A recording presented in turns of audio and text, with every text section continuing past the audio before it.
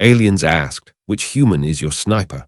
The commander smirked. "Pick any civilian, they don't mind." The first shot saved 43 lives and ruined Inspector Terran Val's morning. He was standing beneath the armored lip of Transport 3 when the warning mast beside the eastern causeway turned red. Not yellow, not amber, red. Every light along the alien convoy flashed at once. Terran's four-fingered hands tightened around the emergency rail. "Defense lock," somebody said. The words barely registered before the old colonial security tower, half a kilometer away, rotated toward the evacuation column. Terran had spent 19 years inspecting dangerous ports. He knew the difference between a machine looking at something and a machine choosing it. The tower chose them. Its sensor crown brightened. The transport beside Terran carried 31 refugees from the low settlements and 12 members of his own Dorethian relief mission. There was nowhere for them to run. Then came a flat crack from somewhere behind the convoy. The tower stopped moving. A second later, a piece of its external sensor housing spun into the dust. The red targeting light vanished. Nobody cheered. That confused Terran almost as much as the shot. The humans simply continued moving. A woman in a yellow freight vest waved Transport 3 forward. "Keep rolling." The driver stared at her.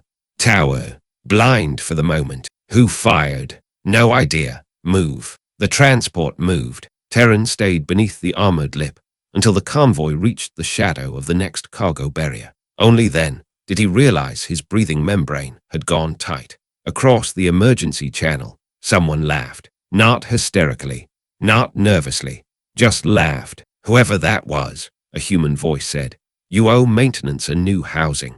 Another voice answered, "Maintenance can bill me." Terran looked toward the command vehicle. Human Commander Adrian Cole stood beside it with one hand pressed against the receiver at his ear. He did not look alarmed. That seemed unreasonable. Almost everything about the morning seemed unreasonable. The colony of Meridian Hollow had been built on a dry frontier moon where magnetic storms periodically turned the sky green and every exposed metal surface gathered pale dust. 300,000 civilians lived in a chain of settlements along the basin floor. The military presence was small: a communications regiment, 2 emergency response companies, a repair battalion, enough to coordinate rescues after storms, not enough, in Terran's professional opinion, to defend a world. That had never mattered. Meridian Hollow had been a boring assignment until 6 hours earlier. The magnetic front had struck sooner than forecast. Old automated defense systems buried beneath the original settlement grid. Machines left from the colony's first violent decade had awakened under corrupted control signals. They were supposed to protect the settlements. Instead, they had begun classifying anything moving through the evacuation corridors as hostile. Nobody understood why. Nobody had time to find out. The storm would reach full strength before nightfall. 2 lowland settlements were already losing power. The relief convoy had one job: get everyone across the basin before the weather turned lethal. And now the roads themselves were armed. Terran had watched the human command staff react to the first activation. No panic, no speeches, no heroic declarations. Commander Cole looked at the tactical display, rubbed his jaw and said, "Well, that's inconvenient." Then he ordered the evacuation to continue. Terran had assumed the comment was bravado. He was beginning to suspect it was simply how humans spoke when reality disappointed them. A second warning appeared. Tower 9. Ahead. The convoy slowed. Cole lifted his receiver. "Hold spacing. Don't bunch up." Terran approached him. "Commander." Cole glanced over. "Inspector. That previous shot." "Yes." "Who fired it?" Cole looked toward the ridgeline. "No clue." Terran waited for more. None came. "You do not know?" "Nope." "One of your soldiers fired without being ordered." "Probably wasn't one of my soldiers." Terran stared at him. Cole's expression remained infuriatingly calm. Behind them, a civilian cargo crawler rolled past. Its driver was an elderly human woman wearing a knitted blue cap. The back of the vehicle was loaded with water drums. She waved at Cole. Cole waved back. Terran lowered his voice. You have unauthorized armed personnel operating inside an evacuation zone. I have civilians helping evacuate their neighbors with weapons. Some of them. Terran felt his neck scales rise. Darethian emergency doctrine had an entire section devoted to uncontrolled civilian interference during military events. Most of it involved phrases such as catastrophic escalation. Commander Cole, I need to know who is responsible for precision fire around my relief transports. Cole leaned slightly closer to the display. Tower 9 had started turning. Fair question. Then answer it. Later. The tower locked onto the lead vehicle. Another crack rolled across the basin. A small flash sparked near the top of the tower. The targeting symbol on Cole's display disappeared. The commander nodded once. There we go. Terran looked around wildly. He saw freight haulers, evacuation buses, utility trucks, a group of civilians carrying crates, a young man in a grease-stained jacket sitting on the hood of a stalled tractor, a woman with a baby strapped to her chest, two mechanics arguing over a cable. Nobody looked like a sniper. Terran had studied human military personnel before arriving on Meridian Hollow. He knew what specialists were supposed to look like. Camouflage, armor, equipment, range-finding devices, disciplined teams. These people looked like they were evacuating a town. Because they were. The convoy moved again. Terran followed Commander Cole into the mobile command vehicle. Inside, the situation was worsening. 12 defense towers had activated. 6 blocked primary evacuation routes. Storm interference made remote shutdown impossible. Heavy weapons were forbidden because the towers stood close to buried coolant conduits and civilian utility tunnels. Destroying the wrong section of infrastructure could turn an evacuation problem into an ecological disaster. The humans needed precision. Terran understood that. What he did not understand was where the precision was coming from. A map technician called out, Tower 12 tracking. Cole answered, Mark it. Another crack sounded faintly through the vehicle walls. The technician looked at her display. Tower 12 just lost external tracking. Terran pointed at the screen. That is the third. Yes. Who fired? The technician shrugged. Could be Anna. Who is Anna? Runs the Northern Bakery. Terran slowly lowered his hand. Cole covered his mouth. Terran looked at him. The commander coughed. You find this amusing? A little. Your baker is shooting military hardware. Possibly. Could have been Leo. And Leo is. Dentist. Terran turned away from him. The humans were doing this deliberately. They had to be. Some elaborate attempt to confuse the visiting inspector. Then Tower 14, activated near the refugee processing yard. This time, Terran saw the shooter. He was looking through the command vehicle's side window when an old man stepped from behind a grain carrier. The man wore brown work trousers and a faded jacket. No uniform, no armor. He carried a long civilian sporting rifle. He rested for a moment against the vehicle, focused toward the distant tower, and fired once. The tower's targeting light disappeared. The old man lowered the rifle.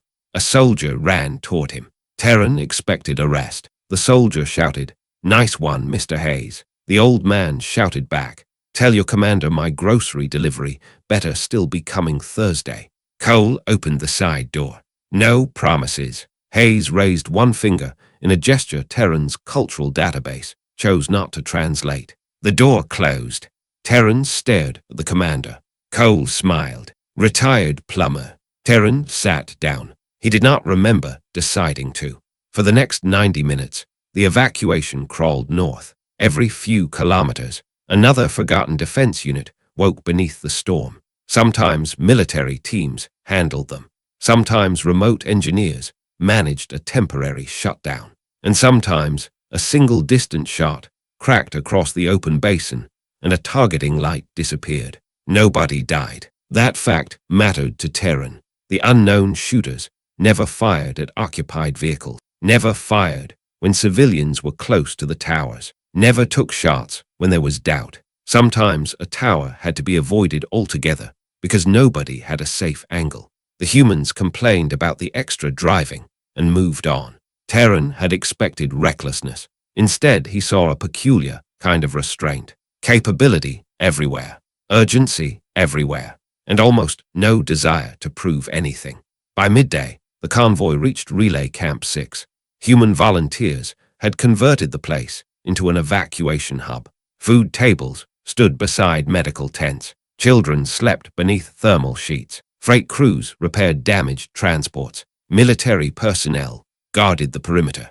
Terran walked through it trying to identify the shooters. He failed. That offended him professionally. He found Commander Cole beside a water tank. Commander Cole was eating something from a foil packet. Terran, I have counted 9 precision engagements. Sounds about right. Your soldiers were responsible for 3. 4, I think. That leaves 5. Apparently. I want names. Cole stopped chewing. Why? Because I am the senior Darethian safety inspector attached to this operation. Yes. And unidentified armed civilians have been firing near interstellar relief assets. Yes. And this does not trouble you. Cole thought about it. No. Terran spread both hands. Why? Because the people doing it know the rules. What rules? Don't shoot unless you're sure. Don't make the problem worse.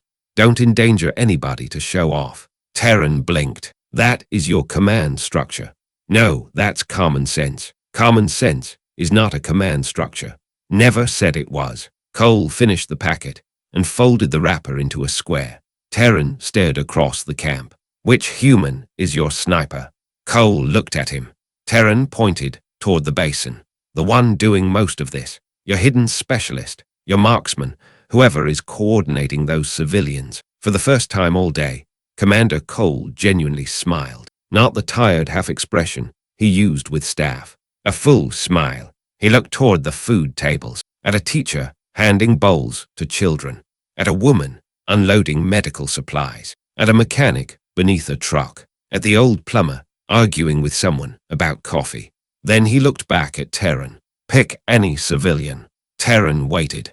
Cole added, they don't mind. Silence. Terran's translator confirmed the sentence. He checked it again, anyway. That is not an answer. It's close enough. You are telling me every civilian in this camp is a trained sniper. No. Then why did you say? Because you asked the wrong question. Terran's neck scales tightened. Cole gestured for him to follow. They crossed the camp toward a maintenance shelter. Inside, 3 civilians sat around a damaged heater. One was the bakery owner, Anna Serrano. Terran recognized her name from the command vehicle. She was perhaps 50. Short, gray beginning to show in her hair. Flour still marked one sleeve of her jacket. Beside her sat a broad-shouldered young man named Leo Marsh, who apparently really was a dentist. The third was Hayes, the plumber. Cole nodded toward them. Terran wants to know which of you is the sniper. Anna laughed so suddenly, she nearly spilled her drink. Hayes pointed at Leo. Definitely the dentist. Leo looked offended. I haven't fired since last winter. Exactly what a sniper would say. Terran looked at Cole. This is absurd. Yes, Cole said. That's why I brought you here. Anna shifted on the bench. What exactly are you trying to figure out? Terran considered the question. Why you can do this? Shoot. Yes. Same reason people learn anything. That explains one of you. Perhaps 10. Not what I have seen today. Hayes leaned back. You know what this place was like 30 years ago? A frontier colony. A frontier colony with nothing. Anna nodded. Everything came late. Replacement parts, tools, emergency services, even communication sometimes. Leo added, you learned to solve problems with what you had. Terran frowned. That still does not explain widespread precision shooting. Anna shrugged. People compete. Compete. Range clubs, settlement matches, family events, local leagues. Hayes grinned. North Basin beats South Basin most years. Because North Basin cheats, Anna said. Because South Basin whines. Leo sighed. Every evacuation, same argument. Terran stared at them. You treat shooting as recreation. Some people do. Enough that 5 unrelated civilians could perform military-grade precision tasks during an emergency. Anna's expression changed slightly, less amused. You keep calling it military-grade. Because it is. To you. Terran had no immediate response. She continued. Most of us aren't soldiers. We don't train to fight wars. We shoot targets. We hunt where it's legal. We hold competitions. We teach safety. We argue about equipment. Mostly we drink bad coffee and lie about how good we used to be. Hayes nodded solemnly. The lying is important. Anna ignored him.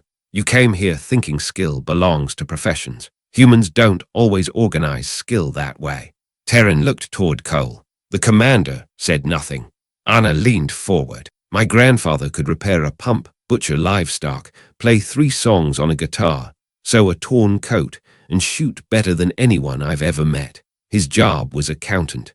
That is inefficient specialization. Hayes barked a laugh. You sound like my ex-wife. Anna smiled. Terran did not. Darethian civilization depended upon specialization. Children were evaluated early. Talents were identified. Training pathways followed. A water systems technician maintained water systems. A security specialist handled weapons. A transport coordinator coordinated transport. Competence outside assigned function was considered useful but unusual. A society was safer when everyone knew who was responsible for what. Humans, apparently, had looked at the concept and decided responsibility was something you could collect as a hobby. Terran turned to Cole. So the colony trained its population deliberately. No.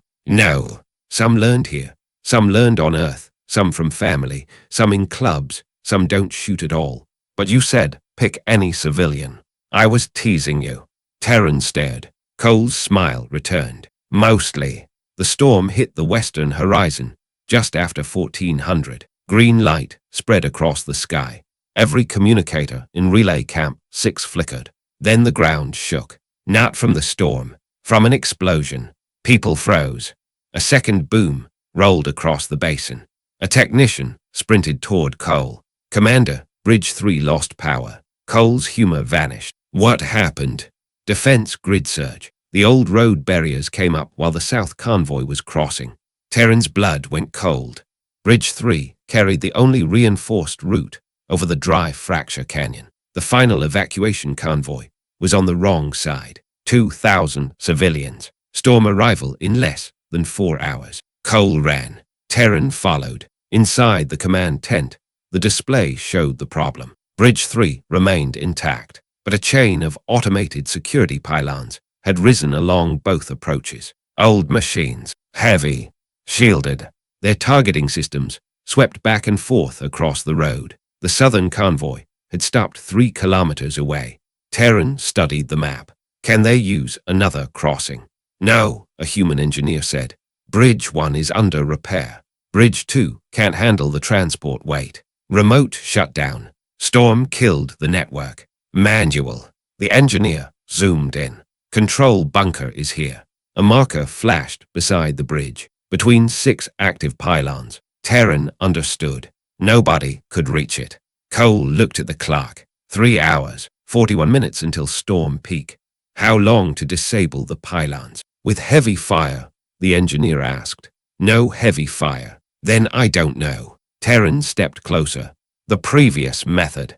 Nobody spoke. He looked at Cole. The civilians. Cole shook his head. Different system. What difference? Earlier towers had vulnerable external tracking equipment. These don't. Terran felt something close to relief. Not because the situation was better, because reality had finally become sensible again. The civilians had been useful under one specific condition. That was all. A narrow coincidence, a strange cultural skill, fitting a strange emergency. Now specialists would solve the actual problem. Cole began issuing orders. Military engineers prepared remote probes. A repair team tried to restore communications. 2 armored vehicles moved toward Bridge 3. The first security pylon fired a warning pulse into the road. The vehicles stopped. No safe route. 20 minutes passed, then 30. The storm grew brighter. South of the bridge, evacuation transports clustered along the road. Families waited inside. Cole's staff became quieter. Terran had spent his career around disasters. Quiet command centers frightened him more than loud ones. Noise meant people still had ideas. Silence meant arithmetic. 3 hours, 8 minutes. A civilian voice came from behind him. What about the inspection flags? Everyone turned. Leo Marsh stood at the entrance. The dentist. Cole frowned. What inspection flags? The bridge maintenance markers. Bright orange ones along the underside. The engineer looked at the structural diagram. They're still installed. So, Leo stepped toward the display. Can the southern convoy see them? The engineer rotated the map. Some. Can we? From the North Ridge, yes. Cole crossed his arms. Where are you going with this? Leo pointed at the bridge. You can't reach the bunker because the pylons track anything moving across the approaches. Correct. So don't move across the approach. The engineer shook her head. There is no other path. Leo nodded. I know. Terran waited. The dentist looked around. Send the control codes without sending a person. Nobody understood. Anna Serrano entered behind him. Neither did she, apparently. What are you talking about? Leo tapped the screen. Those inspection markers are mechanical. Old bridge crews used them before the electronic maintenance grid. Right. The engineer stared. Yes. Somebody underneath the bridge sees a marker move. They know which section needs attention. Yes. What if we use them to signal? Cole frowned. To whom? Leo pointed south. The road crews. The command tent became silent again. But this was a different silence. Thinking. The southern convoy included maintenance workers. If the two sides could communicate without electronics, they might coordinate an approach from the canyon service route. Terran saw the flaw first. You cannot manipulate those flags remotely. Leo looked at him. No. Anna understood. Oh. Hayes arrived carrying a mug. What? Anna pointed at the bridge diagram. He wants to shoot them. Hayes lowered his mug. That's stupid. Leo nodded. Probably. You'll bend the mounts. Only if I hit the mounts. Terran looked from one human to another. I am missing something. Cole was already studying the bridge. We don't need to destroy anything. Anna stepped closer. Just move the markers. The engineer's eyes widened. The old maintenance code. Cole looked at her.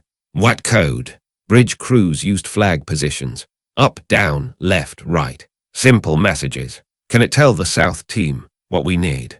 Maybe. She pulled up archived construction manuals. Terran felt disbelief returning. You are proposing to communicate with trapped civilians by shooting maintenance flags beneath a bridge. Leo rubbed the back of his neck. When you say it like that, it sounds less good. It sounds insane. Hayes sipped his drink. That doesn't mean it won't work. Cole held up a hand. No one does anything until engineering confirms it won't damage the structure or risk the convoy. That sentence mattered. Terran remembered Anna's rules. Don't make the problem worse. 10 minutes later, engineering confirmed the markers were expendable. 5 minutes after that, an old maintenance supervisor from the southern convoy confirmed he remembered enough of the manual code to interpret them. The problem was range and angle. Only 3 markers were visible from Relay Camp 6. 5 more could be seen from scattered civilian positions along the North Ridge. No single shooter could reach all of them. Terran looked at the map, then at Cole. No. Cole glanced at him. You already know what I'm thinking. I am learning. The commander smiled. Terran pointed at the ridge. You intend to distribute the message across multiple civilians. Looks that way. That requires coordination. Yes. Timing. Yes. Every person must understand which marker belongs to which part of the message. Yes. Which means this is now a military operation. Cole shook his head. No. Terran's frustration returned. Commander, this is an emergency communication problem. You are using armed civilians. I am asking volunteers to make controlled shots at unoccupied bridge markers after engineers approve it. That distinction seems very important to you. It is. Terran studied him. Cole had joked all morning, but not now. There was a line here. Human civilians could help. They could bring skills. They could volunteer. But Cole would not quietly turn them into soldiers because it was convenient. Terran had not expected that. He had assumed a species so casual about weapons would be equally casual about using people. He had been wrong. Cole opened the local channel. Relay 6 civilians. This is Commander Cole. I need 5 volunteers with precision range experience. This is infrastructure work, not combat. No personnel targets. Engineering supervision mandatory. If you're not comfortable, do not volunteer. The channel immediately filled with voices. Cole winced. One at a time. Anna was already raising her hand. Hayes raised his. Leo looked toward the storm, then raised his. 2 others were selected from the North Settlement, a school maintenance worker named Priya Sato, and a 70-year-old livestock veterinarian named Owen Barrow. Terran stared at the list. Dentist, baker, plumber, maintenance worker, veterinarian. Cole nodded. Solid team. Your standards remain disturbing. Thank you. Terran was assigned to the command tent. He told himself this was because he was an inspector. He suspected Cole simply wanted someone nearby who could be horrified professionally. The 5 civilians spread across approved positions. No one rushed. No one bragged. Engineering verified each sightline. The Southern maintenance supervisor waited beside the convoy with an optical viewer. The first message was simple. Stay. Anna fired. Far beneath the bridge, an orange marker jumped. The Southern supervisor lifted one hand. Seen. Priya adjusted the second. Hayes the third. A pattern formed. The South supervisor answered by moving a maintenance panel manually. A white surface appeared. Message acknowledged. Terran forgot to breathe. The humans had turned an old bridge into a conversation. Not efficiently, not elegantly, but undeniably.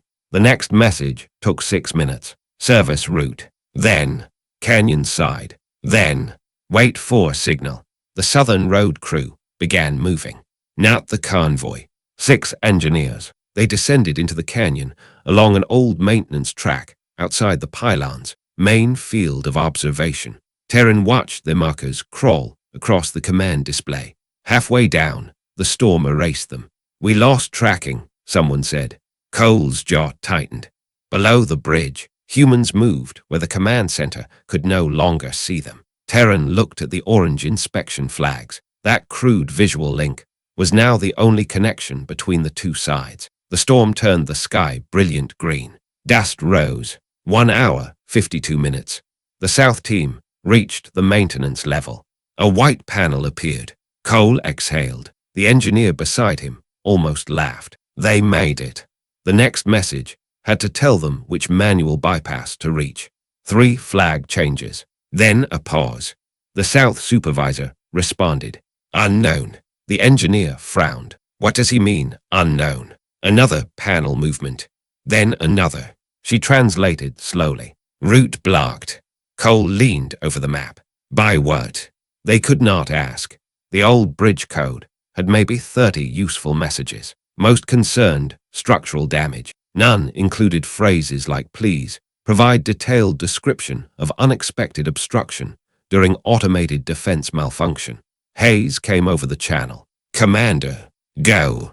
I can see movement under the east span. Person, no machinery. Terran stepped closer. A construction drone. Old. Activated with the rest of the defense network. If it found the engineers, it might expose their position to the pylons. The humans could not shoot it. Too much uncertainty. Cole said, hold fire. Nobody argued. Terran noticed that too. The old plumber could see the machine. He had a weapon. He did not need to be reminded twice. He waited. The construction drone moved along the bridge underside. Seconds dragged. Then the Southern supervisor changed his panel. Safe. The drone had passed. Terran released the rail he had been gripping. His fingers hurt. Message. Continue. The engineers moved deeper. 40 minutes later, they reached the manual control bunker. The door would not open. Of course it would not. Terran had come to hate human emergencies because they appeared to reproduce. The South supervisor signaled. Power dead. Cole looked at the bridge engineer. Manual release. Inside. External access. She scanned the old diagrams. Her face changed. There is one. Where? She pointed. A mechanical emergency latch on the outside of the bunker, barely visible beneath years of weather shielding. Terran knew what came next before anyone said it. No. Cole looked at him. Terran. No. It might work. This entire day has been a sequence of things that might work. That's generally how emergencies go. The engineer enlarged the diagram. If the latch moves far enough, the door releases. Terran stared at the indicated location. You cannot possibly see that from here. Anna's voice came over the channel. I can. Everyone looked toward the speaker. Cole pressed the receiver. You're certain? No. Then no shot. A pause. Understood. Again, no argument. Terran looked at Cole. The commander waited. A minute later, Priya spoke. I can see the latch from position 4. Certain. Yes. Engineering. The engineer studied Priya's camera feed. Then the structural map. It's isolated. No dangerous equipment behind it. Cole looked toward Terran. Perhaps he expected an objection. Terran had one. Many. But this was an approved target. No person nearby. No hidden consequence engineering could identify. A civilian volunteer who claimed confidence and accepted supervision. Terran heard himself say, proceed. Cole raised an eyebrow. Inspector. I said proceed. Priya fired. The camera jolted in the wind. Nothing happened. Terran's stomach fell. Then the white signal panel beneath the bridge moved. Open. The command tent erupted. Not shouting. Something deeper. A collective release of breath that became laughter. Cole slapped the edge of the table. South team, get inside. The engineers entered the bunker. 6 minutes later, the first pylon shut down. Then the second. Then 3 together. Across the map, red threat zones vanished. The road to Bridge 3 opened. The final evacuation convoy began moving.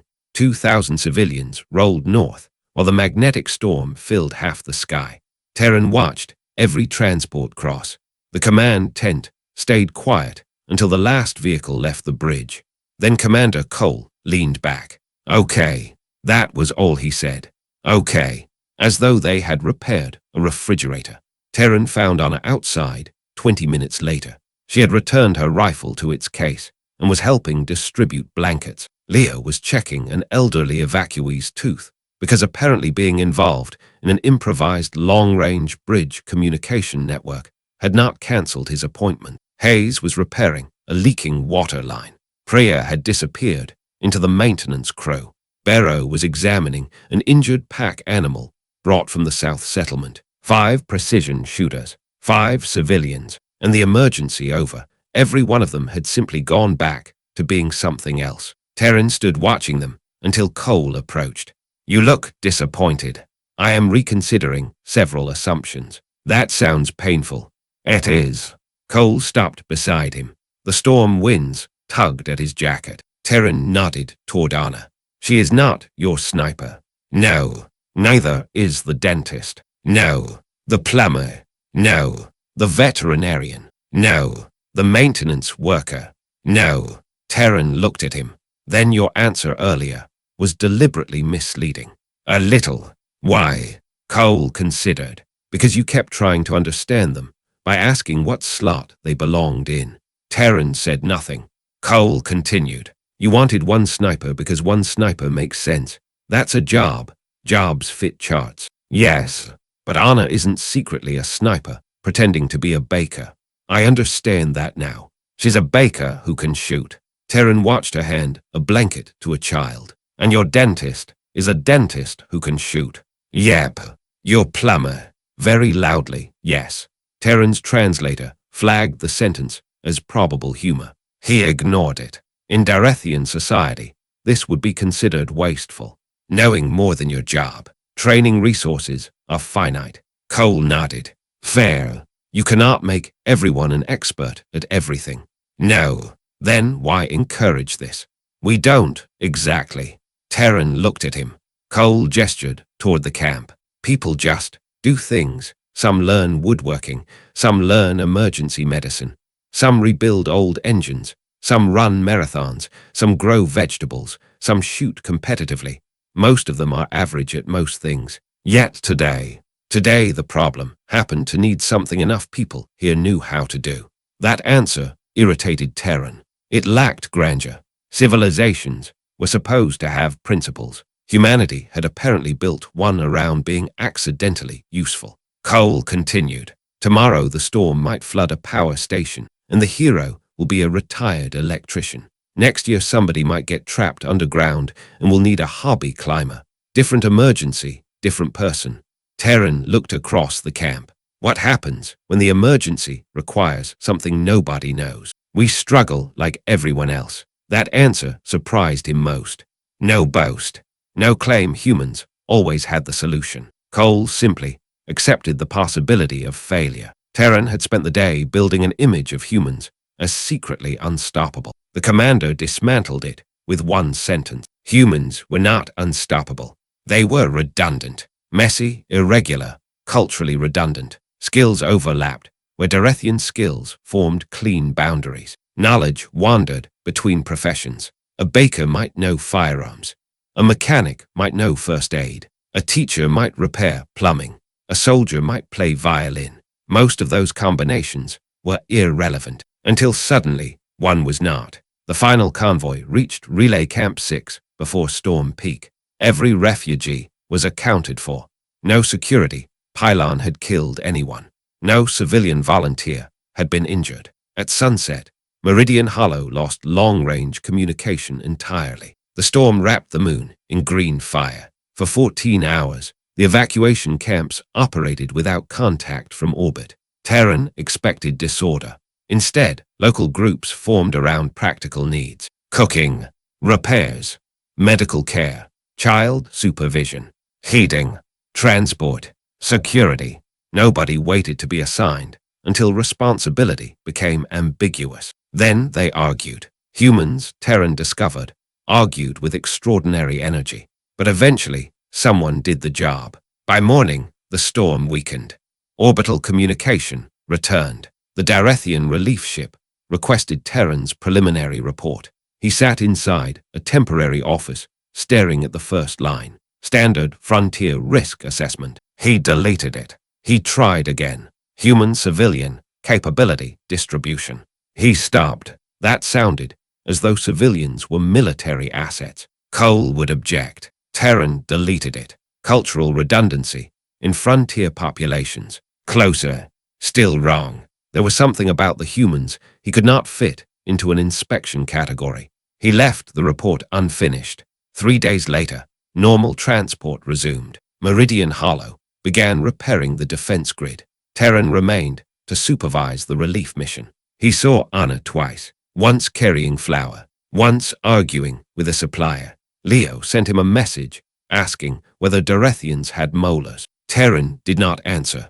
Hayes somehow acquired permission to repair a relief vessel's waistline and complained for 2 hours about alien pipe dimensions. Priya returned to bridge maintenance. Barrow went back south with the livestock convoys. They stopped being remarkable. That bothered Terran more than when they had been remarkable.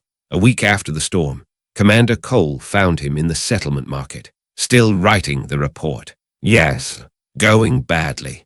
Yes. Cole bought 2 cups of something hot and gave one to Terran. Terran smelled it suspiciously. Coffee.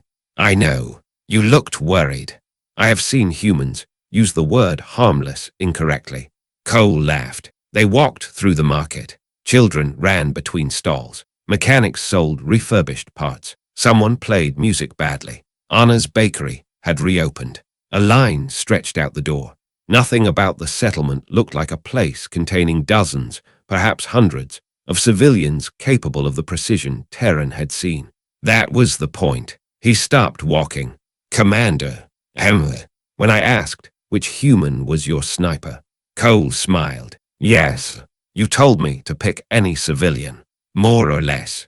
That remains statistically ridiculous. Probably, but I think I understand what you meant now. Cole waited.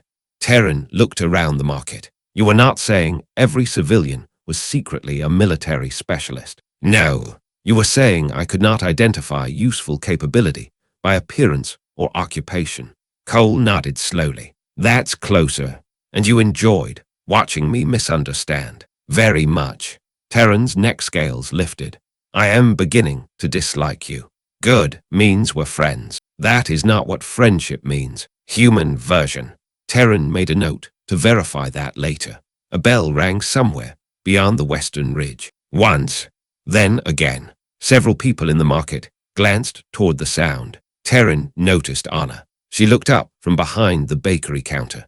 Hayes, passing with a coil of pipe over one shoulder, checked the time. Two teenagers carrying vegetables began arguing about who had won the previous week. Terran looked at Cole.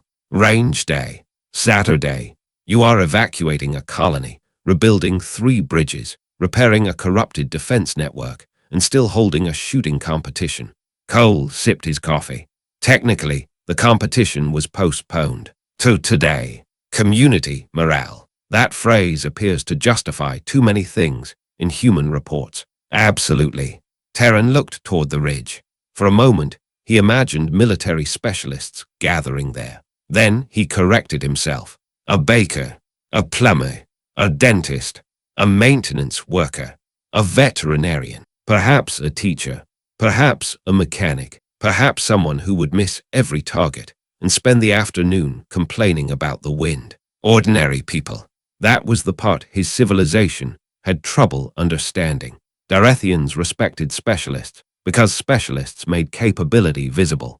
Uniform, certification, assignment, role. Humans often respected the same things, but they also seemed comfortable with skill hiding inside ordinary life. Not secret, not disguised, simply irrelevant until needed. Terran finally knew how to write his report. He returned to the first line that evening. He did not classify Meridian Hollow as overarmed. He did not classify the civilians as irregular troops. He did not call their culture militarized. All of those descriptions missed the essential thing. Instead, he wrote, assessment note, human settlements should not be evaluated solely by formal personnel categories. Civilian occupations describe what individuals are paid to do. They do not reliably describe everything those individuals know how to do. He read it twice, then added, recommendation, ask more questions. That was enough. Months later, after Terran returned to Darethian space, officers still asked him about Meridian Hollow. Most wanted the exciting version.